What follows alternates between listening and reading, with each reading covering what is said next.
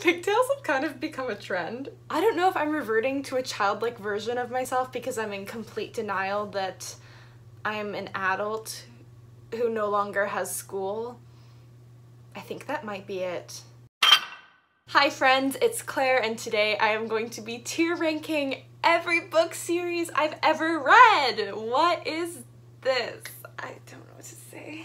I don't know if people are still making tier ranking videos or not, but I love watching them. And I just felt like doing it today, so here we are. Now, I do want to say that all of the book series I will be ranking today are series that I have completed. There are quite a few book series where I started and only read the first book or the first two books and never actually finished, and because I never completed those series, I don't feel like I can give them a proper ranking. So every book series on here I have completed. I am also doing full series, so trilogy or more, no duologies. All right, let's just get into it. I really hope I do this right. Okay, so the tiers that we have here. I don't really know why I did this the way I did. Oh, my laptop does not like the fact that I'm screen recording. Oh, please be quiet. Why is the fan so loud? Okay, okay, just take a breather. So, at the top, we have God tier. I think everyone knows what God tier means. We have demigod tier. Also not sure it requires an explanation unless you've never read Percy Jackson. Fun fact, I technically have not finished the Percy Jackson series. You will not find it on this list. Then we have okay tier, because I feel like I describe a lot of books as like, okay, that's that. Not for me. Basically trash tier, but I don't like calling things trash. Everything is liked by someone. You know, maybe I think something's trash, but that doesn't mean it qualifies as trash. So we're just gonna call it not for me. And then we have foundational. Now, foundational is at the bottom, but it doesn't mean that it's like trash books. It's just like the foundation. This is what started me as a reader. You'll know the books when you see them. So the first trilogy we have is the Darkest Minds trilogy by Alexandra Bracken. I loved these books when I first read them. I don't know that they would live up to that now. This is gonna go in the okay tier. Loved them when I was 14, 15, however old I was when I first read them. Not sure they would hold up to that at 21. They're good for a young adult dystopian back in like that old school era. Oh, you already know. Next we have the Throne of Glass series by Sarah J. Maas, one of my all-time favorite series. Now, if we were basing this off of the first few books, I think I would just put it in okay tier. But oh, this series, it just goes places. It goes places. It took me places. I think I've read the entire series from start to end through at least 3 times. There's no other place to put it but God tier, and I know so many people would disagree with that decision, but guess what? This is my tier ranking video. I don't know why I'm so proud of this decision. Okay, so next we have the Angel Fall trilogy by Susan E. Also remember really loving these books. I think it was like an unexpected love. I'd heard good things about them, and I remember reading the first 2 and just being like blown away by how much I loved it. And then I did a reread before the 3rd book came out. Didn't love the 3rd book as much as the first 2. Still a very enjoyable read. I'm going to put it in okay tier. Oh, then we have Beautiful Creatures by Cami Garcia and someone else. I don't even own the book anymore. I think I got rid of it. Yeah, we're gonna put this in not for me. I read the book specifically because the movie was coming out and I wanted to read the book and then see the movie. Guess who never even saw the movie? I actually think I really enjoyed the first book because I read it back in middle school, but by the last book I was just so lost, and there are a lot of those on here where they could have just been a standalone and I would have been happy with that. Next we have the Legend trilogy by Marie Lu. It's been so long since I've read most of these books. Legend I definitely read in like grade 9. All I remember is that the last book made me cry. And those were the days where it was hard to make me cry through a book. So I'm gonna put it, I don't know that it's quite demigod. I'm gonna put it in okay. I feel like I need like a middle between okay and demigod. I didn't think this through, but oh well. Next time. Then we have Uglies by Scott Westerfield. This is technically the very first young adult dystopian novel I ever read. I picked it up for my 6th grade book club when I was 11 years old. I always say The Hunger Games was my first, but it was technically Uglies. Loved Uglies. was so confused by the end of the series, so also going in not for me. It was a cool concept. I will give it that. Then we have the Mortal Instruments series by Cassandra Clare, and like, I feel like this one could be considered foundational for me. I'm gonna put it in foundational. I was debating demigod tier, which I think a lot of people would also disagree with. These books, they were a game changer. They were the first ever like fantasy books I read, even though it's like a modern kind of urban fantasy. Loved it. Loved it. Still so passionate about Cassandra Clare, you know.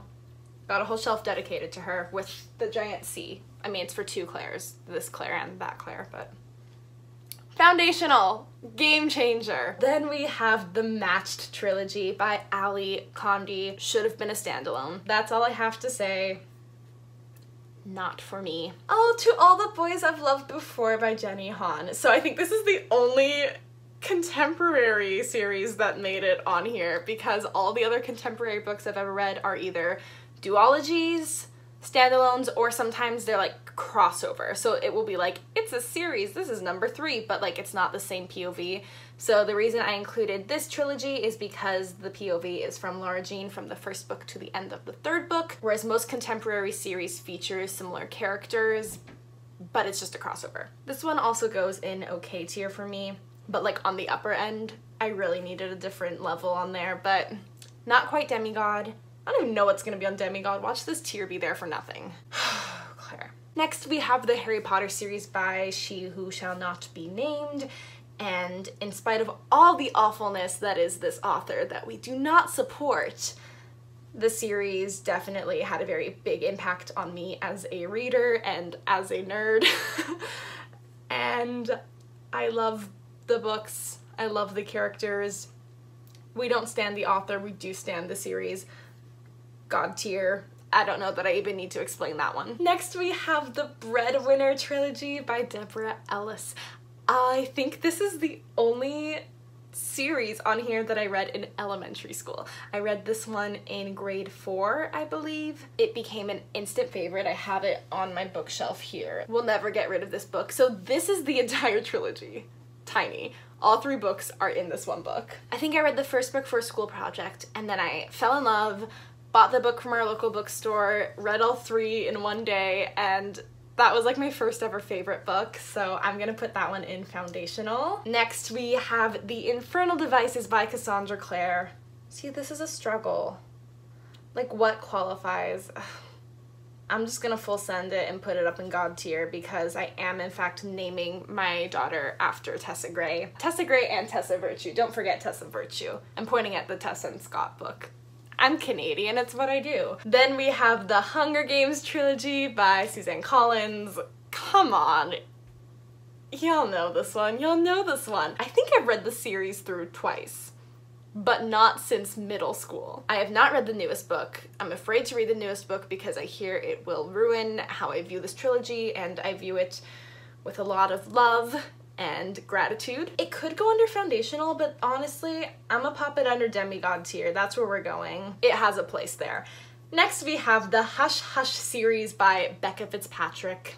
In the defense of Becca Fitzpatrick, the first book I loved very much. I loved it enough that I went to the bookstore and I bought the rest of the series, and then I read the rest of the series, and it should have been a standalone. I remember loving the first book and I was just so disappointed with where it went, so not for me. However, apparently they're doing a movie adaptation, and I would like to be considered for a role, thank you. Next we have the Selection trilogy by Kira Cass, that's who it is. I also read like the entire series, not just the trilogy. There are 2 books that take place after the trilogy, so I will just count it all. And I really enjoyed these books. I think it's because I read pretty much every single one of them in a day. So most people's problem with the books is that the main character is very annoying, but her lack of decisions were not dragged out for me because I read them all in such a quick period of time. I'm gonna put it in the okay tier. Yeah. Also would like to be considered for casting. Would really love to play Marley, so, you know, Netflix, if you want to hit me up, I'm completely free. Next we have the Dark Artifices series by Cassandra Clare. I don't know if I even need to explain this one. We're going up in demigod tier. Not quite a god tier series. Still love it very much. Then we have the Ruby Red series by, I believe it's Kirsten White, something like that. Another trilogy that I don't remember much about, but I remember liking it a lot when I was 15. So we're gonna put that in the okay tier. Bottom end. You know what I'm saying? There's like a tier within the tier. Then we have the Shatter Me trilogy by Tahereh Mafi. I have technically not finished this series. I have not read the final book, so I am counting this as the trilogy and not as the continued installment. And for me, they were okay. I liked them. Didn't love them. I actually preferred the books the second time around, and I preferred the continued books, but once again, we're not talking about those, so I'm gonna put it in the okay tier. We do love Tahereh Mafi so much, so much. Miranda and I met her at a book signing with Veronica Roth. Regan from Padfoots and Prongs was there. Our 15-year-old selves had never fangirled so hard. And then of course we have Sarah J Maas's A Court of Thorns and Roses series. You can't see the Sarah J Maas shelf because it's above me, but god tier. God tier for Akamath alone.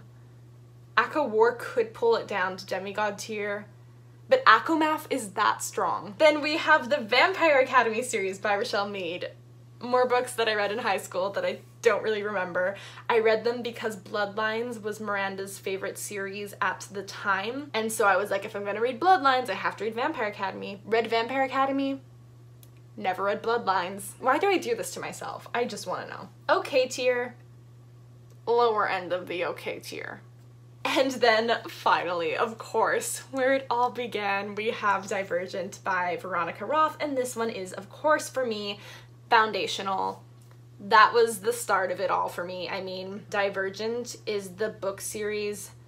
Actually, it could be the Hunger Games too, but I feel like Divergent wasn't as big as the Hunger Games at first, so I felt like I discovered this like secret novel that nobody knew about.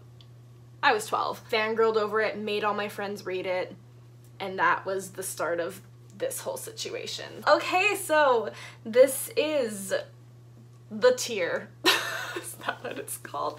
This is the final look, the final... Yeah. I feel like there are a lot less series than I thought there would be. Like in my mind, I've read so many series, but there are a lot that I have not continued, and most of the series I read were back in middle school and high school when I had time to really read a ton of books.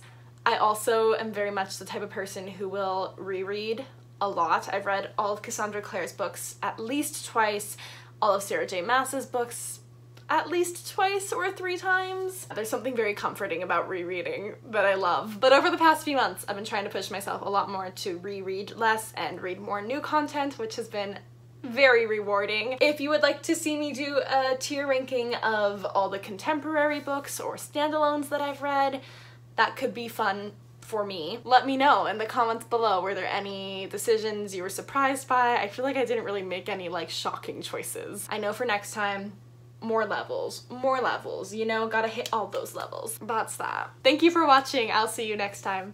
Bye!